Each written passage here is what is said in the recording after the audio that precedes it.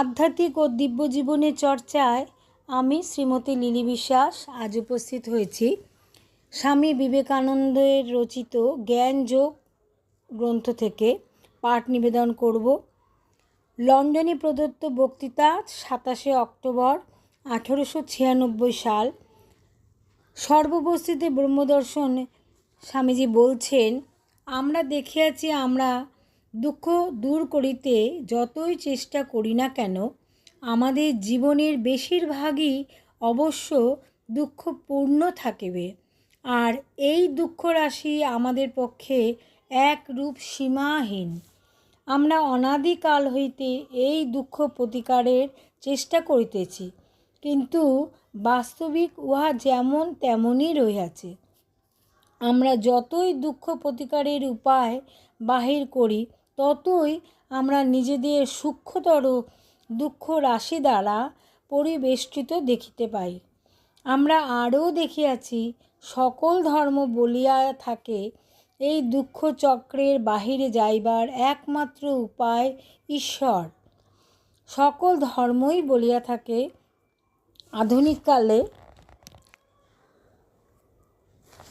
আধুনিককালে কর্মকুশল লোকদের উপদেশ মতো জগৎকে যেমন দেখিতেছ তেমনই গ্রহণ করিলে আমাদের ভাগ্যে দুঃখ ছাড়া আর কিছুই থাকিবে না। কিন্তু সকল ধর্মই বলে এই জগতের অতীত আরও কিছু আছে। এই পঞ্চ ইন্দ্রিয় গ্রাহ্য জীবনই সবটুকু নয়, উহা প্রকৃত জীবনের অতি সামান্য অংশ মাত্র। বাস্তবিক উহা অতি স্থূল ব্যাপার। উহার পশ্চাতে, উহার অতীত প্রদেশে সেই অনন্ত রহিয়াছেন, যেখানে দুঃখের লেশ মাত্র নাই। উহাকে কেহ গড, কেহ আল্লাহ, কেহ জিহোবা, কেহ জব, কেহ বা আর কিছু বলিয়া থাকেন। বেদান্তীরা উহাকে ব্রহ্ম বলিয়া থাকেন। কিন্তু জগতের অতীত প্রদেশে যাইতে হইবে, একথা সত্য হইলেও আমাদিগকে এই জগতে জীবন ধারণ করিতে তো হইবে। এখন ইহার মীমাংসা জগতের বাহিরে যাইতে হইবে। সকল ধর্মের এই উপদেশ হইতে আপাতত এই ভাবই উদিত হয় যে মনে আত্মহত্যা করাই বুঝি শ্রেয়। প্রশ্ন এই, জীবনের দুঃখ রাশির প্রতিকার কী? আর তাহার যে উত্তর দেওয়া হয়, তাহাতে আপাতত মনে হয় জীবনটাকে ত্যাগ করাই ইহার একমাত্র প্রতিকার। ইহার উত্তরে আমাদের একটি প্রাচীন গল্পের কথা মনে পড়ে। একজনের মাথার উপরে একটা মশা বসিয়াছিল। তাহার এক বন্ধু ওই মশাটাকে মারিতে গিয়া তাহার মাথায় এমন এক আঘাত করিল যে সেই লোকটি মারা গেল, মশাটিও মরিল। দুঃখ প্রতিকারের যে উপায়ের কথা ধর্ম বলে, তাহা এইরূপই। জীবন যে দুঃখপূর্ণ, জগৎ যে দুঃখপূর্ণ, তাহা জগৎকে যে বিশেষ রূপে জানিয়াছে, সে আর অস্বীকার করিতে পারে না। কিন্তু সকল ধর্ম ইহার প্রতিকারের কি উপায় বলে?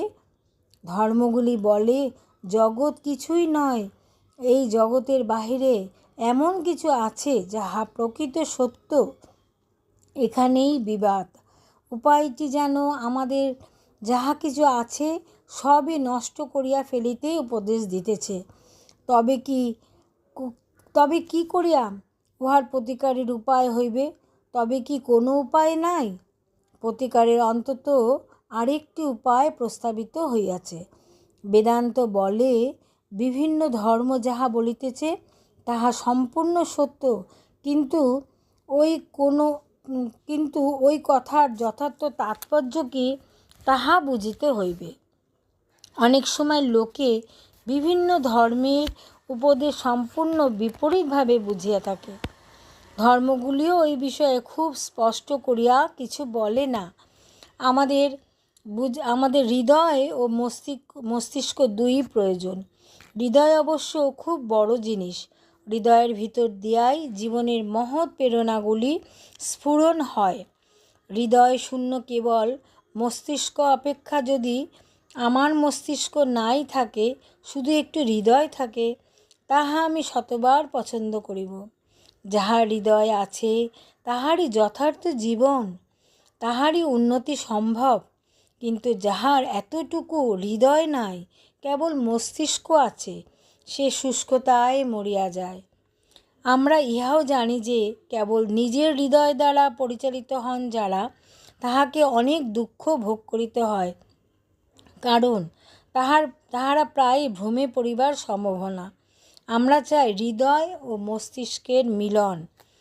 আমার কথার তাৎপর্য এরূপ নয় যে কিছুটা হৃদয় ও কিছুটা মস্তিষ্কের মধ্যে আপোষ করিতে হইবে, কিন্তু প্রত্যেক ব্যক্তিরই অনন্ত হৃদয় অনুভূতি থাকুক এবং তাহার সঙ্গে সঙ্গে অনন্ত পরিমাণ বিচার বুদ্ধিও থাকুক।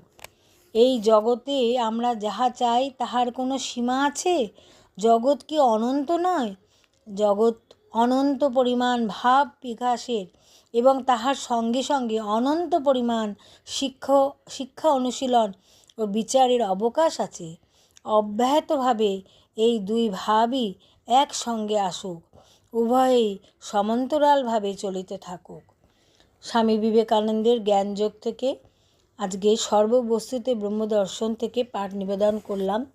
স্বামীজির বক্তব্য আমাদের অন্তরে, আমাদের হৃদয়ে যেন আমরা সেগুলোকে ধারণ করতে পারি, আমাদের জীবনকে উন্নত করতে পারি। হৃদয় এবং মস্তিষ্কের মিলন, এটি স্বামীজির বক্তব্য। স্বামীজি বলছেন শুধু মস্তিষ্ক দিয়ে জীবন চলে না, বা শুধু হৃদয় দিয়েও জীবন চলে না, দুটিরই প্রয়োজন মিলন। দুটির মধ্যে একটা সমতা থাকলে তখনই সেই জীবনটি সুষ্ঠু জীবন। আজকে স্বামীজির জ্ঞানযোগ থেকে এই কথা পাঠ করে আমি সমৃদ্ধ হলাম, এবং যারা পাঠ ভক্তমণ্ডলী শুনবেন তারাও, তাদের অন্তর সমৃদ্ধ হবে, চিত্তশুদ্ধি হবে। ভগবানের কাছে আমরা সবাই মিলে এই প্রার্থনা করব। সকলে ভালো থাকবেন। সকলকে আমি আমার অন্তরে অভিনন্দন, শুভেচ্ছা, শ্রদ্ধা জানাই।